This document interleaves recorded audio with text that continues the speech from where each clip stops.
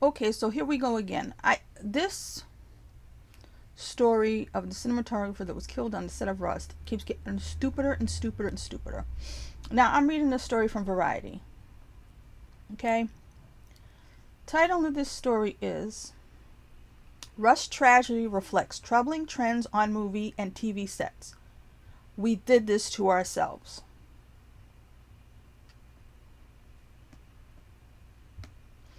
In this article, they bring up all the issues going on.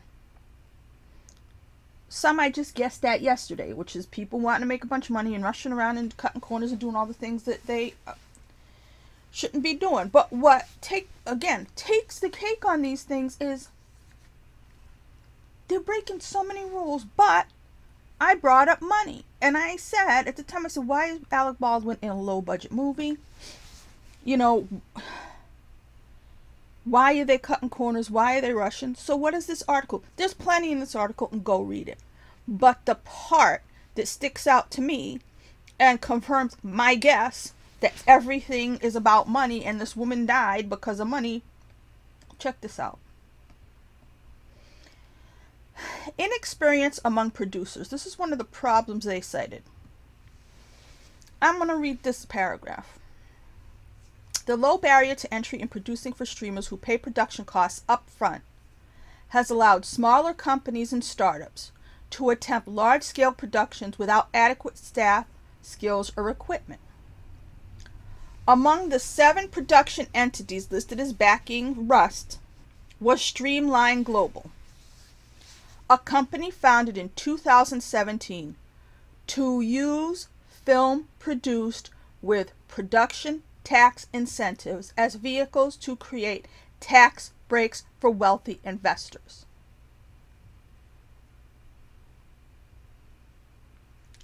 Do you understand what that means? That means that here's a whole production company that's sole purpose is to make money from producing films. They're not film at all. This is a production company that it's just an investment firm, basically. And they invest in movies that get tax breaks, and then they'll make money. So the whole purpose of this one company, and there are several production companies on this picture, the whole point of this particular company is just to make money. Like people who have hedge funds, like people who invest in Bitcoin, like people who, loan sharks, whatever, people who do nothing but put money in with the purpose of getting money back. And these are the kinds of people who, in my opinion, are responsible for so many of the things wrong. Now, there's always been producers, there's always been money people, okay, who just put in the money. But in this case, let me read this next part, because this really shows what's wrong with it. In 2017, right, one of the founders said, quote, "We have developed new financial models to attract capital that would otherwise be unavailable to the film industry. Films are the byproduct of the comprehensive tax planning strategies we employ for our clients." So do you understand? The film exists to make them money. Okay? That's why they attract capital. Whenever you hear capital, and you should especially, that to me, capital means money. But whenever you hear the word capital, beware. Because when I hear politicians especially use the word capital, it frightens me. Because sometimes they're talking about human capital. And there's no difference between calling humans capital as making people have numbers tattooed on them.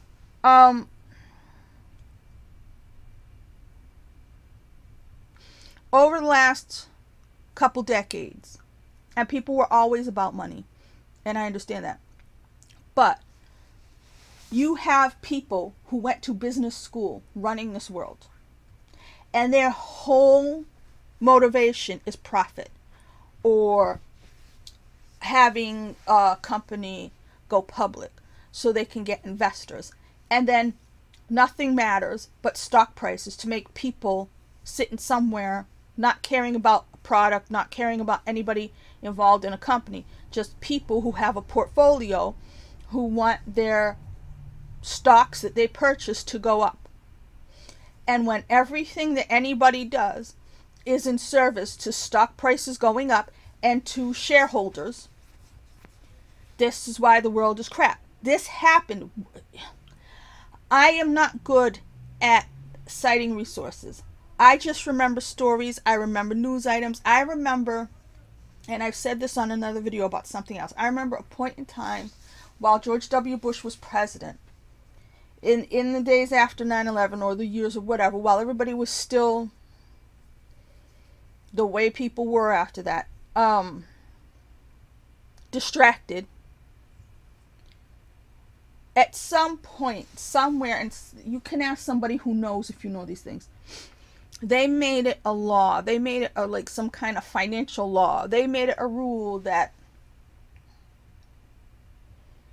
a company cannot lose money for its investors. Meaning, say you own a company called, Bumpy Beans Incorporated, and it goes on the stock market, and you have shareholders in Bumpy Beans, right? And it costs so much to produce these Bumpy Beans, and your stock price stays the same, and your company makes the same profit it did last year. You can't do that. You have to make more profit so that your stock prices could go up, so that your investors could get more money. There's rules about that. You can't take a loss and be like, well, as long as my employees are doing well and everybody's happy, it's okay. You can't do that. You have to make it so that your stock price goes up and it makes money for the people who invest. That's why, as I said before, when a person, let's say a company, has some losses, or they don't make as much as last year, what do? They have to make money as fast as possible. What's the easiest way to do that? They let go of employees, because they have to just balance their spreadsheets and get it so that they're turning a profit. When a company's turning a profit, people buy more, people invest more, they buy more stock in it, it goes up and up and up. Everything is in service to that stock price going up. If people lose their jobs, if people die, it doesn't matter. As long as there's people involved who just want to increase their investments, increase stock prices.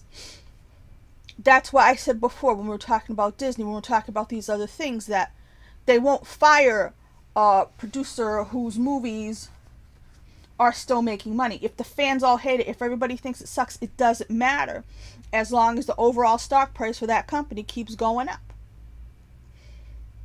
So that's why things don't change. That's why if everybody goes to, let's say, a Star Wars film and everybody hates the Star Wars film, the person does not get fired, because it didn't affect the stock price. So now you have a situation where this woman died. I was guessing money was involved, because money's always involved. And now you're seeing that they now have companies that are so just about money. We have developed new financial models to attract capital. Films are the byproduct of comprehensive tax planning strategies that we employ for our clients. So it's basically like, instead of offshore accounts, they now have films. Do you understand what I'm saying? The films are now not where people hide their money, but the film is just there as an investment. It's only an investment to make money. And I'm not talking about this has always been the case of producers. I'm trying to make the distinction. I don't think I'm doing a good job, because there's always been, you see producers, and In the last couple decades, also, our stars started getting executive producer credits on movies that they were in, because they learned that just getting a salary was not letting them, make enough money. So there's nothing wrong with putting in your money if you're, if you want movies to be good and you want everything to go right and stuff like that. But when the money's coming from people who, I'm getting the funny feeling that the people who are invested in through this company anyway probably don't even know what it is. Streamline Global. Streamline Global. Does that say anything about film? Does it give you an idea that it's about movies? It could just be, a stock that people know that their financial advisor told them to invest in. They may not know it's about movies. They may think it's about ships or shipping or Streamline Global. And I'm not blaming solely this company. I'm just saying this is what's going on. This is why it's about money. And it has nothing to do about creating art, making entertainment programming, having people have good jobs where they're safe. So why would that cause a problem? Because if they were behind schedule, okay, if people were kicking up a fuss because they felt unsafe and they walked off the set, and that threw a wrench in their timeline to get the movie finished, that's going to cost what? Money. So if they were then willing to hire non-union people when the other people walked off, that means they don't care about anything except getting the film finished. I've already seen movies where, you could see any movie where it was rushed because they had their tentpole date lined up. Like, let's say, remember Cats? I loved Cats. But remember how some of the effects weren't finished or they were messed up? That was because they have their date of release set in stone, and even if it's not ready yet, they have to get it out there. That's a big production that doesn't have these kind of problems and stuff like that. But the idea is that, I don't know how much it is nowadays, depending on the movie, but it costs, at least hundreds of thousands of dollars, or something like that per day to make a movie. So if the movie shuts down for one day, that costs money. This is a minus. And these people who invest in stocks, they don't want any minuses. They don't want any losses on anything. So if people aren't checked out on weapons, if people are having safety issues and they walk off, if the people aren't being paid, it's too fucking bad, because that movie needs to get made because they're investors. And in a situation like this, where you have a company, if they're starting to have these companies that are just investment firms, which is basically what they are, and they really have no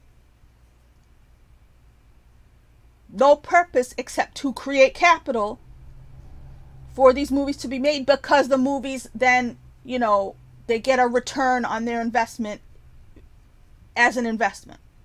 And that's it. This is, like I said, this isn't the normal producing where a producer comes on and they oversee things and they say, okay, well, we want you to hire this guy for the, for the lead role instead of the guy that the director wants. This isn't that sort of thing, because in that way they will hire the more popular person, thinking more people will come, and then there'll be more box office. That's how it was. Like I said, this isn't about box office anymore. This is about stock prices, and this proves my point about that. It's all about investing in stocks. Remember, tax incentives. That's like certain states. Like, I know they have it in Massachusetts. I remember Matt Damon and them fought for it. It's a good thing for the state, for people in the state to get jobs making a film, because the tax incentives, it's basically a tax break for the film company. So, you hear a movie costs X amount of dollars to make. If you go and make a movie in a state that doesn't have the tax break, that's stupid. So having the tax incentives means people will then make movies in your state. Your state will get all the money from the hotel rooms and the food people eat, and there's business going on in your state. So it gets people to make films where you live. But it's, again, taxes. It's another thing where rich people, film companies or whatever, don't pay taxes, where the person working at Walmart has to pay all their taxes. You know, and this has been going, this is why I say it's all money, it's all greed. And, you know, that's, so if they're rushing, if they're not having proper people on the set, and inexperience, and people just not taking care to make sure that everything was safe, killed this woman, they'll blame the gun, or they'll blame the prop person, or they'll blame the armor, or they'll blame whoever handed the gun to Alec Baldwin. But they're not going to blame greed, because Hollywood runs on greed. The United States of America runs on greed, because everything is about stocks now. This has been my complaint for a long time. Shareholders should not be deciding everything in our world. Shareholders are deciding every freaking thing. They decided how the pandemic went, okay? Shareholders don't know shit. They just know that they look at their portfolio and they want to see it go. They want to see the numbers going up, not down. They don't care about anybody. They just care about the money in their bank account. And this is what's going on in this whole world. Is anybody going to change? No. Because like I said, they'll find some other way to blame some other thing or something. Oh, it's wrong. It's wrong for everything. And like I said, it should have corrected by now. The world shouldn't still be running on greed. And the few rich people should not be getting richer and richer, while people on the bottom are getting poorer and poorer and more desperate and more sad. But nothing's stopping it. And this isn't going to stop it either. It's ridiculous. Read the article. There's going to be more stuff that comes out. If they find a way to take this story off the headlines